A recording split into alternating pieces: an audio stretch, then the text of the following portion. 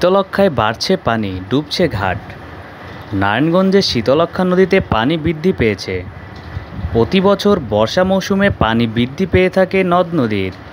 তবে এবার বিগত বছরগুলোর তুলনায় নারায়ণগঞ্জে বৃষ্টির পানির পরিমাণ কম হলেও পানি বৃদ্ধি অব্যাহত আছে।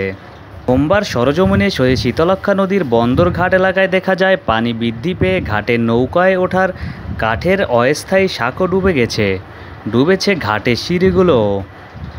পানি বহমান থাকায় নদীতে ময়লা বা কস্তুরী জমছে না।